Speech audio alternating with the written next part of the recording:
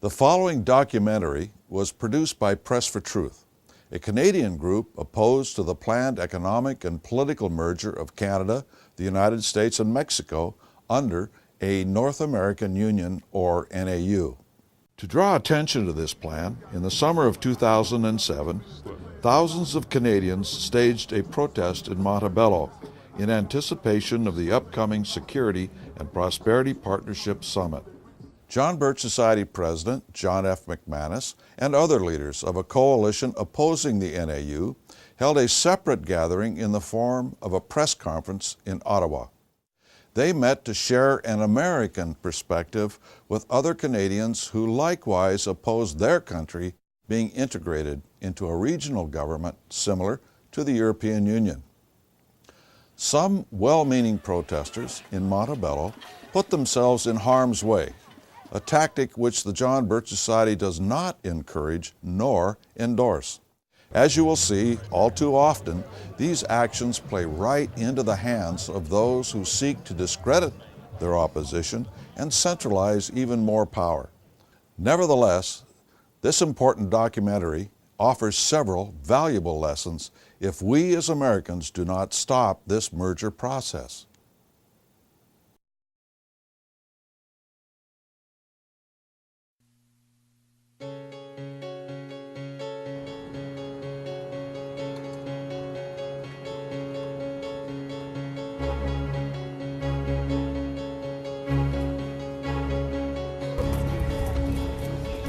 On February 16, 2008, about 500 concerned Canadians of all ages braved the frigid cold and descended upon Queen's Park to voice their dissent and demand of politicians a national referendum to stop Canada's participation in the Security and Prosperity Partnership of North America.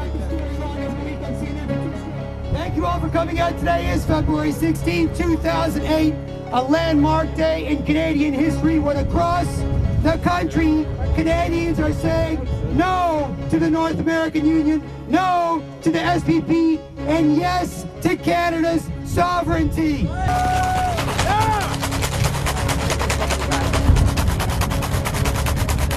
On what was to be a nationwide protest held in 15 cities across Canada, it was here in Toronto where fellow activists and citizens came together in solidarity with jelly bean shakers and placards in hand to educate the public with a unified voice of discontent about the undemocratic and sovereignty-stripping SPP.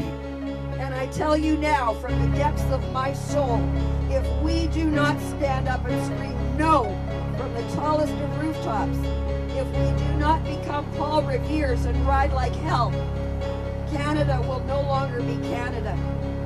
Our government will not be accountable to any Canadian. And this nation will be controlled by multiple cartels which are licking their chops over the riches that belong to us, the people of Canada.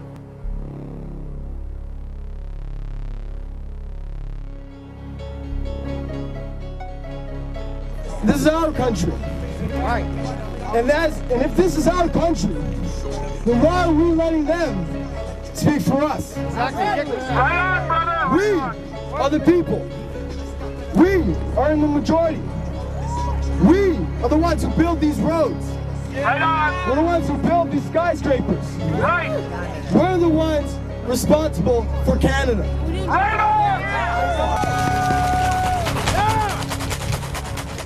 I'm Howard Phillips, chairman of the Conservative Caucus, a non-profit, nonpartisan public policy action organization in the United States, which has organized this coalition to block the North American Union.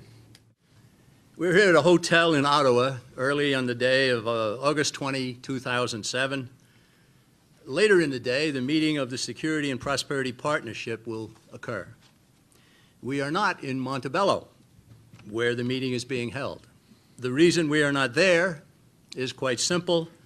The proceedings are being held behind closed doors. We and other opponents are not welcome. Unlike the national leaders gathering in Montebello, however, we have nothing to hide. So what exactly is the Security and Prosperity Partnership, and why all the fuss? Well, the Security and Prosperity Partnership is an agreement that was entered into in 2005 by our then Liberal Prime Minister Paul Martin, U.S. President George Bush, and then Mexican President Vicente Fox. It was then reiterated in 2006 when Prime Minister Harper was elected. So this is something that crosses party lines. The SPP is an agreement for certain working groups to take over certain aspects of Canada, America, and Mexico's society, various aspects of industry and legal aspects and governmental aspects, and to essentially harmonize them is their word. Now, harmonize is an Orwellian term for merge. So these independent, unelected working groups are getting together and they are drafting agreements that will affect all of us in North America by merging our various bureaucracies and various government agencies, as well as corporate and trade policy that without our permission. And since we live here, since we are people who work in these jobs and work for these corporations and vote for politicians to represent us in government, it's a real tragedy that we don't have any input into these massive changes being planned. It kind of picks up where the North American Free Trade Agreement and other attempts to sort of push us closer to the U.S. Leave off. It's an attempt to integrate the economies and the power structures of Canada and the U.S. and Mexico more than they already are. And we know that it's being driven by the corporate elite and with the cooperation of all three governments. Well, the Security and Prosperity Partnership immediately brings to mind a question: for whom? Because it certainly isn't for Canadians, Americans, or Mexicans. It is essentially a means by which the security of the North American continent is being bundled into one massive border. Of course, by doing that, you eliminate the reason to have any other internal borders, namely the Mexican-U.S. border and the Canada-U.S. border. This is something that we should have some input in at the very least. It's more like I wouldn't get into a car with somebody unless I knew where we were going. And what's happening right now is our corporate elites are driving us somewhere by locking us in the trunk, basically blindfolding us with the media and taking us to a place where we're not sure we want to go because we weren't asked first. At an April 2007 meeting in Calgary, Canada, as part of the Security and Prosperity Partnership, government officials, business leaders, and academics met to discuss redistributing Canada's water to Mexico and the U.S. Southwest. Canada has water, lots of it, and the public-private partnerships of the SPP are swarming on it like locusts as they seek to drain it out of Canada's rivers and streams and ship it to the potential profit centers south of the Canadian border. NAFTA describes water as a good and stipulates that, quote, no party may adopt or maintain any prohibition or restriction on the exportation or sale of exports or any good destined for the territory of any other party, end quote. In a leaked document of the minutes of the 2004 meeting of the Task Force on the Future of North America, a precursor to the SPP, it said, quote, no item, not Canadian water, not Mexican oil, and not American anti-dumping laws is off the table. For that reason, it is understood by the participants that once Canada starts exporting fresh water to the U.S., it would be impossible to turn off the tap. And when we sell off our resources, there are sections of the agreements, like in NAFTA, called proportional sharing, where if in the future we have a shortage, we still have to send the same proportion that we sent in prior years, even though we may suffer or have to acquire that resource from somewhere else at a higher cost. So how is that? Import from somewhere else. And now there's talking about our water. The minute we start trading water, then the proportional sharing clause in the free trade agreement comes into play, and we will have to continue to send our water south, even though we may have a shortage for ourselves. Now, how does that benefit the people? It doesn't. Essentially, what is going on is that the corporations that are involved in the consultation process with the three governments are setting things up so that they can maximize their profit. They are setting it up so that our labor is mobile and therefore they can get their resources at the cheapest price, they can get their labor at the cheapest price, they can destroy our industries, our economy, our basic standard of living by all of this, but they maximize their profit. Then they sell it back to us at market prices. Why are they not telling us what's in it for us? The reason they're not telling us what's in it for us is because there's nothing in it for us. If there was something in it for us, then they would tell us what they were doing with the SPP, with the NAU. Although the SPP directly affects many specific issues, it is also part of a much larger scheme. Have removed, and this is a bipartisan move. Republicans and Democrats alike, all expecting campaign contributions from multinational corporations. We've had here so far a Bush-Clinton advanced plan to take the North American Free Trade Agreement and advance it into the Security Prosperity Partnership. And we say if we do not stop it, we'll soon be at a North American common market, followed by a North American community, followed by a North American Union, and the elite have even named the new currency the Amero. If the elite have actively named the currency and are discussing it, I believe the American people have a right to be informed and to weigh in on the subject. The Security and Prosperity Partnership will eventually develop into a North American Union. There's already talk of a common currency called the Amero, and once a country loses sovereignty on its money, it's completely lost sovereignty on everything. If we lose sovereignty on our money, we can just say goodbye to Canada. The name Canada will still exist, but just in name only. This was already tried in Europe by, again, the same global corporate elite, international banking families, international corporations that want to have free trade, which when they say free trade, again, everything is Orwellian. When they mean free trade, they mean managed trade. They mean things like the GATT, the General Agreement on Trade and Tariffs, which according to Thomas Friedman in the New York Times is 385 pounds and 22,000 pages. Now, within those 22,000 pages, they hide a ton of regulations as various corporations and other entities wander up to the trough and try and sneak in their regulations that guarantee them profits, that guarantee them control over the world's resources. The leaders of Canada, the United States, and Mexico will issue emphatic denials, but their hidden motive propelling them in creating the Security and Prosperity Partnership is to advance one step closer to the centuries-old goal of a world government known as the New World Order. It all boils down to sovereignty, which is a nation's self-rule. And I should define that for you because a lot of people don't know what sovereignty means. What it means is that a nation that stands alone has the right to make its own laws, to govern according to the needs and benefits of its own people. These agreements, these arrangements are not about trade. They're about the destruction of sovereign nations. There's an intention, a deliberate intention, to destroy nations and to destroy sovereignty.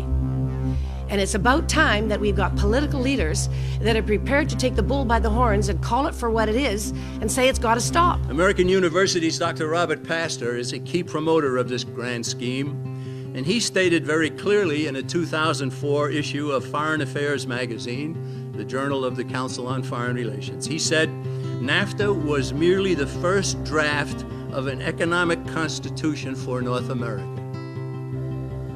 U.S. Secretary of Commerce Carlos Gutierrez confirmed the view given by Dr. Pastor when he stated in March 2006, quote, the Security and Prosperity Partnership seeks to build on NAFTA.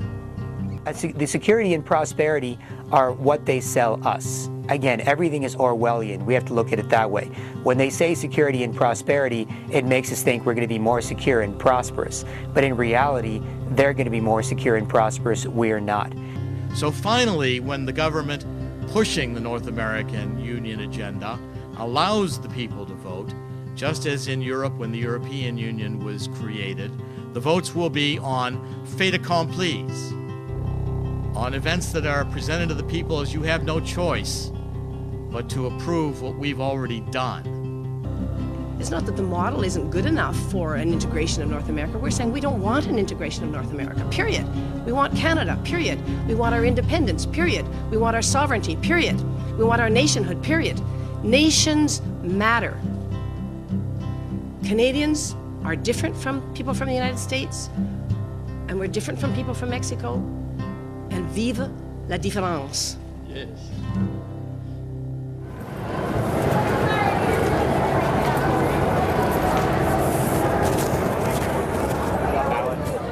We arrived in Ottawa on August 19th, the day before the 2007 Leaders Summit in Montebello was to begin. It was here where a massive protest was being held, involving many different groups and like-minded citizens who marched through the streets, demanding answers from politicians and the corporate elite alike. Hundreds of police from multiple jurisdictions and cities across Ontario lined the streets and the rooftops.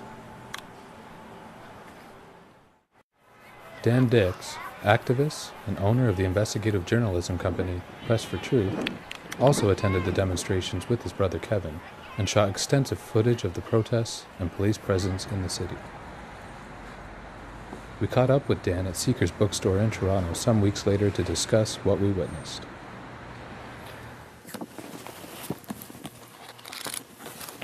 There was a heavy police presence in Ottawa, like I've never seen before, actually.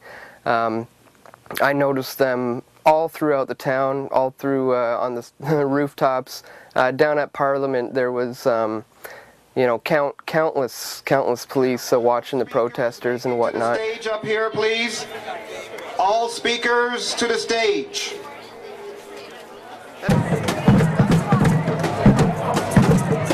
They do it to intimidate people. It's part of the police state mentality. Get people used to seeing tons of police around and get used to being watched and get used to being in a free speech zone and get used to this and get used to that so that when the final push comes, we're more than willing to give up our civil rights and freedoms. One officer I was talking to in particular was from Toronto, so they had them coming in from all over. There's no way they have enough of that kind of a police presence in Ottawa alone. In a nutshell, what that really means is that there are no multiple jurisdictions anymore. All jurisdictions are under one jurisdiction. They all march to the same tune. They all take orders from the same source. One day prior to the rally and protest in Ottawa and Montebello, I got a phone call in the morning from somebody who identified herself as being from the federal government. And when I questioned federal government, she said the Minister of Public Security. And then she verified who I was because there's more than one Wendy Forrest in the city of Toronto. She made sure that I was the Wendy Forrest from the Canadian Action Party. And then she told me that she needed to see me that day. Very important, she needed to see me. Well, the very next day, I was working at my desk, and in fact, I was still in my pajamas. And the doorbell went, and I asked my mother to go get the door. And then she came back within a minute and told me that it was the person that had called me on the phone the day prior. So when I got myself dressed, and then I went outside, and my mother accompanied me. And we stood, my mother stood at the door, and I stood outside on the porch facing them. I said that I didn't like the fact that they were at my door, and that they had no reason to be at my door. And that I was just a law-abiding citizen. I wasn't doing anything wrong. And she said, "Oh, we have no concern about you whatsoever." And I said, "Well, why are you here?" And she said, "You know about the rally and protests that are happening this weekend?" And I said, "Yes, of course I know. In fact, I'm going to attend." And she said, "Well, we have a concern that there might be some violence or something planned during that time. And so we are looking for people that might be able to help us out." So essentially they were looking for informants, and I said to them that I had no way of knowing if anything was going to be planned, and in fact they would know better than me if there was going to be anything planned. And so it was left at that, and I went on about my day, and so did they. The village of Montebello is located about 100 kilometers northeast of Ottawa, on the Quebec side of the Ottawa River. Canadian Prime Minister Stephen Harper, U.S. President George Bush, and Mexican President Felipe Calderón were set to hold a two-day summit on the SPP at the Chateau Montebello the following day, August 20th. The Chateau is a world-renowned hotel. It is the world's largest log cabin and was also the site of the 1981 G7 summit, but unlike 1981, would only now become the center of globalization resistance and unparalleled security. They like holding these things in remote resort locations. One of the things is that they're essentially trying to bribe the corporate elite by giving them lavish, places to go, by saying if you join the club, you get to go to these incredible resorts and have these secret meetings and join the old boys club, the global corporate transnational elites. Montebello was chosen because it's a resort, essentially. There was big mention of this 25-kilometer security perimeter.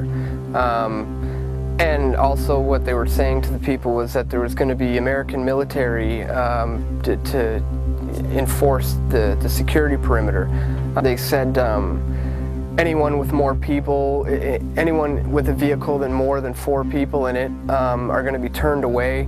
So immediately people are going to think, wait, I can't bring busloads of people, I can't bring more than 4 people. That's the idea, is that in Montebello, Quebec, it was a fairly remote location, so it was tough for people to access, which means it was tough for people to protest at, whereas Ottawa is a more traditional protest location. It was easy for them to secure. It was a small town, so they could sell the small town the economic benefits of holding a conference there.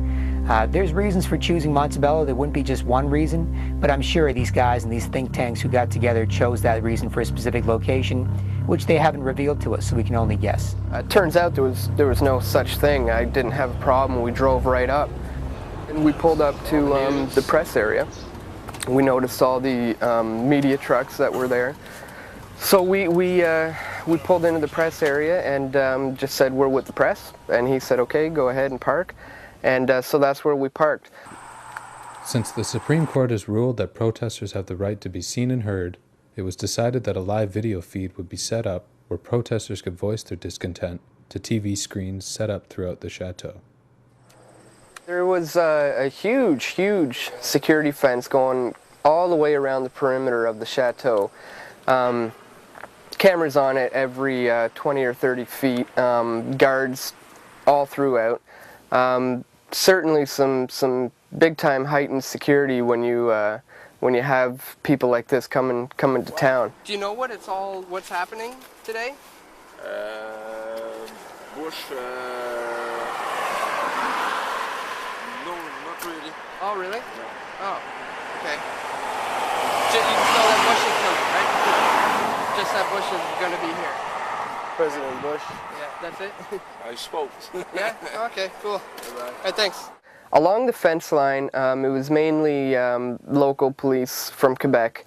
I spoke to some of them along there, and they, seemed like some good guys, but they just showed up to work that day, and they're guarding a fence. As soon as the busloads of protests started showing up, I was excited to see that many people starting to show up.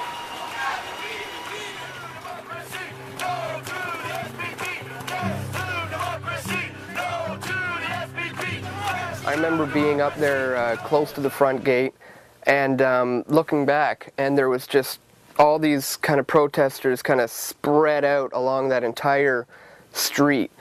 So nobody really came up to the front of the area, together until the first line of riot police decided to show up.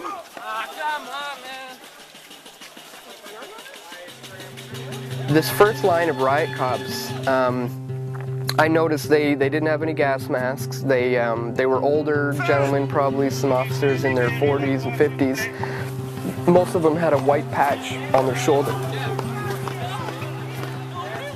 After about 2 hours, I would say, they did a shift change where they brought in a whole new group of riot police, and they took out the older guys with the white patch, and they put in some younger, a little more aggressive police officers, and these guys had a red patch on their shoulder. Nobody was really getting aggressive at that point. Things were, even up to that point, things were pretty smooth, pretty calm. And that, again, went on for, I'd say, about another 2 hours. And after that, they brought on the third shift change of riot police.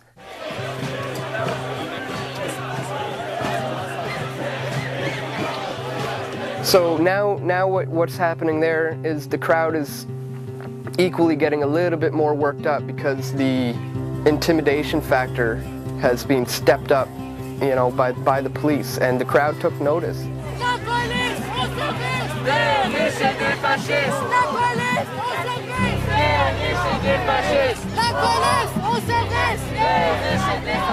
At one point, some pushing started to happen. People wanted to get closer to the front, and it was starting to get pretty congested up there. So as soon as the line started pushing a little bit towards the riot police, that's when the first shot of pepper spray, I believe it was, got a lot of people over in the corner over by the tree.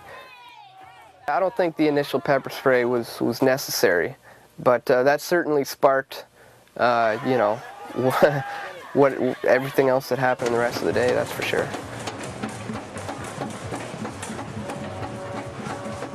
Once they decided to break up the crowd, essentially, it was tear gas canister after tear gas canister after tear gas canister. Out came the rubber bullets. At one point, I didn't even have anywhere safe to be standing. To the left was a wall of tear gas, and then all of a sudden they started marching. So yeah, that's when everybody started getting pushed back further and further and further, all the way back to the cemetery line. If you can picture a rectangle, you have the first front line of riot police.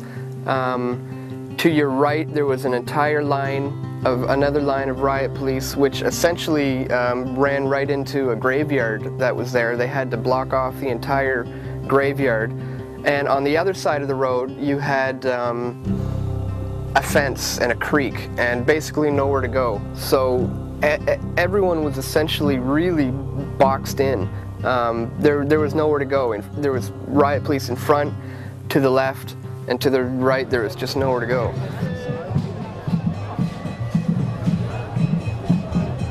With the marching, with the chanting, with the pounding of the shields, it was all very much like the military, you know, and these are police. Anytime you're wondering, is our police form, is our police becoming more and more militarized, just look at what they look like. Look at what they're wearing. Look at how they move. Look at how they act. And I think we got some obvious indication in Montebello that our police is definitely being more and more militarized. Police are about protecting the people. The military is about fighting an enemy. So there's obviously a big issue when it comes to police becoming more and more militarized. While meeting with the corporate elite inside, Stephen Harper commented on the protests outside. As you three leaders meet here, there are a growing number of people in each of your countries who have expressed concern about the Security and Prosperity Partnership. This is addressed to all three of you. Can you say today that this is not a prelude to a North American Union similar to a European Union? Are there plans to build some kind of superhighway connecting all three countries? And do you believe all of these theories about a possible erosion of national identity stem from a lack of transparency from this partnership? Well, let me begin. And I guess I've read some things from my opposition in Canada. I'm not sure these are generally expressed concerns, but a couple of my opposition leaders have speculated on massive water diversions and superhighways to the continent, maybe interplanetary, I'm not sure as well. I'm amused by some of the speculation. Some of the old, you call them political scare tactics. If you've been in politics as long as I have, you get used to that kind of technique, where you lay out a conspiracy and then force people to try to prove it doesn't exist. That's just the way some people operate. I'm here representing my nation. I feel strongly that the United States is a force for good, and that I feel strongly that by working with our neighbors we can be a stronger force for good. So I appreciate that question. I'm amused by the difference between what actually takes place in the meetings and what some were trying to say takes place. It's quite comical, actually, when you realize the difference between reality and what some people are talking on TV about. You know, we had some business leaders in front of us today. One in particular said, you know, the rules for jelly beans. He manufactures jelly beans. The rules for jelly bean contents are different in Canada and the United States. They have to maintain two separate inventories. Is the sovereignty of Canada going to fall apart if we standardize the jelly bean? You know, I don't think so. Maybe Mr. Dion thinks so, but I don't think so. By the end of the day, Stephen Harper's comments about the protest being sad became ironically evident. But in actual fact, they were sad because as Canadian citizens, we were stripped of our right to peacefully assemble, we were stripped of our right to be seen and heard by our politicians, and we were ultimately stripped of our right to remain Canadian citizens in a sovereign country that is for the people and by the people.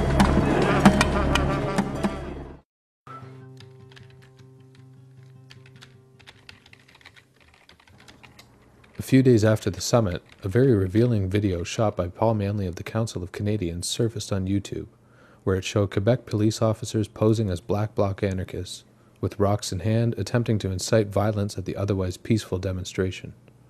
This is our line. This is for old guys, grandmothers, grandfathers. That is our line. Put the rock down, man. Put the rock down. Hey. Put the rock down. This is our line. Over in the corner down by that convenience store, where some of the union leader and a few other people had gathered there to do their protest thing, and that's where the provocateurs got called out on their action. At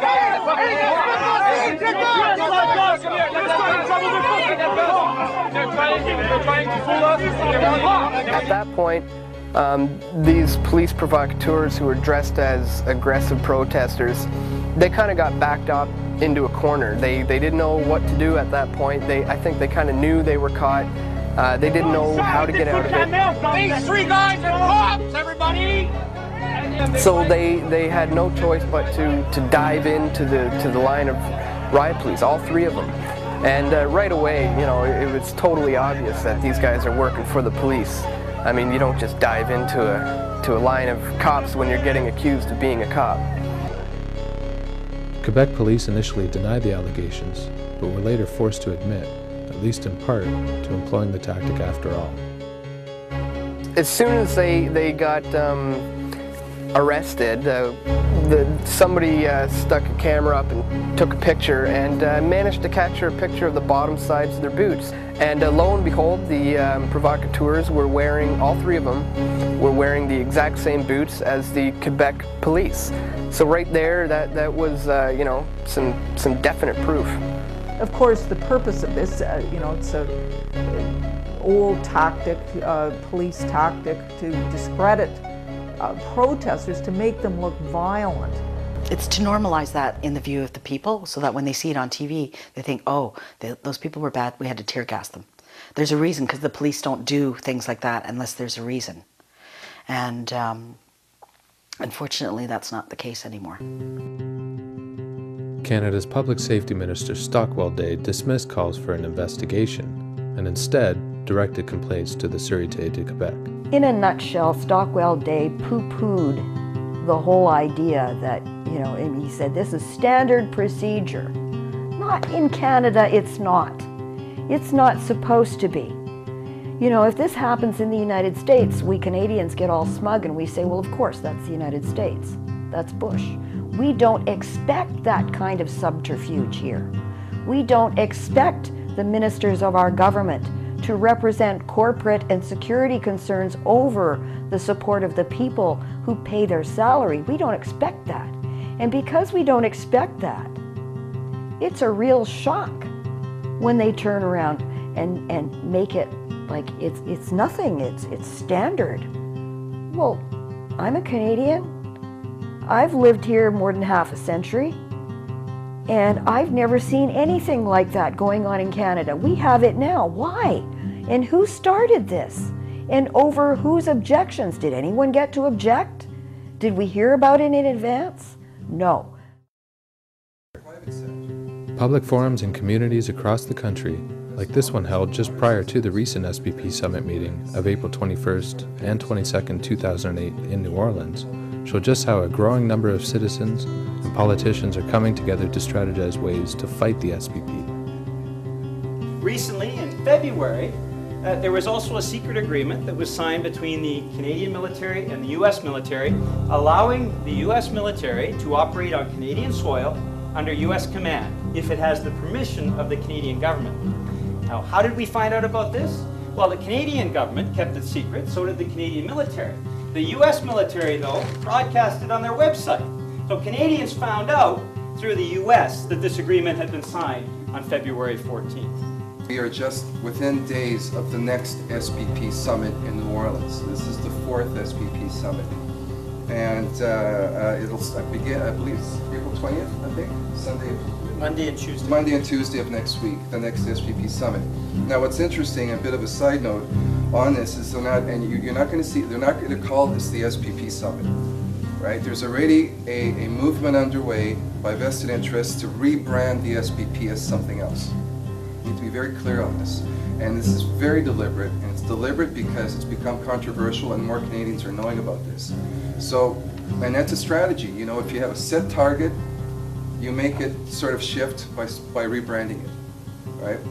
So when Bush announced during the State of the Union address that the three leaders would be meeting in New Orleans, he called it the North American Leaders Summit, or the Summit of the North American Leaders. He didn't refer to it as the SPP. Harper and any of the press releases that are coming out here when they meet next week are not referring to this as an SPP Summit.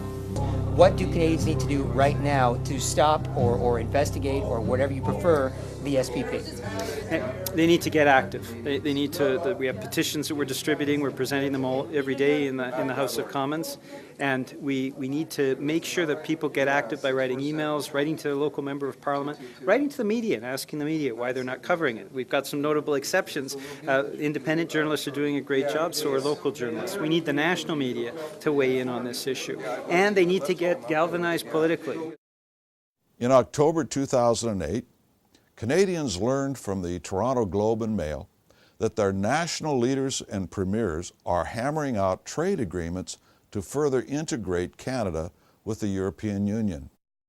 Described as far exceeding the scope of the NAFTA agreement, Quebec's Premier Jean Charest stated that they would include the free movement of skilled workers, a key feature of a common market. Charest also expressed his hope that Europeans would do a deal with Canada that can serve as a model for something far more ambitious with the United States. In contrast to Canadian leaders' now open efforts, America's elite are working under the radar to further integrate the United States with the EU. Their organization for accomplishing this objective is called the Transatlantic Policy Network, or TPN. It is made up of top leaders in government, finance, and industry, and numerous individuals from the United States Congress and the European Parliament.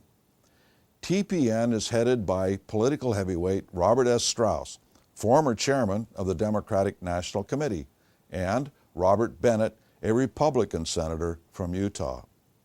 The network declares its goal of looking beyond current issues towards new structures between the European Union and the United States. In their official publications, they have set a target date of 2015 for a transatlantic market. One TPN proposal calls for evolving existing structures into a transatlantic assembly, like a parliament. Another one calls for furthering the UN's Millennium Development Goals, which would require the United States to spend hundreds of billions of dollars in foreign aid. And other TPN documents even call for strengthened transatlantic monetary cooperation and a transatlantic capital market, paving the way for a transatlantic currency. Of course, the plan has received virtually zero media attention. In fact, in a 2006 TPN partnership report, the group actually boasts that it has operated largely out of sight of mainstream media and commentators. Because of that lack of scrutiny, TPN states that it has laid essential political and institutional foundations over the past year. Recent publications now call for completing the transatlantic market. The Constitution of the United States begins with "we the people," not "we the government" or "we the transnational elites." Our Constitution is the social and political contract we as Americans have agreed to live under. But the elitist TPN group is voiding that contract behind our backs and creating new rules and governing structures not accountable to the American people, which will all supersede our rights and freedoms. In other words, government from the top down rather than from the bottom up. So where does one begin to halt these plans? The John Birch Society has been effectively pushing back the timetable of the internationalist agenda for over 50 years.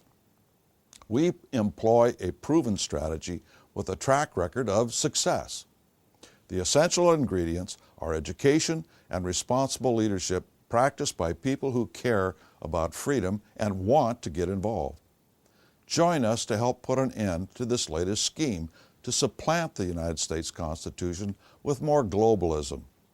Go to jbs.org/TPN and visit our website at jbs.org to learn more. We want to thank you for viewing this valuable presentation.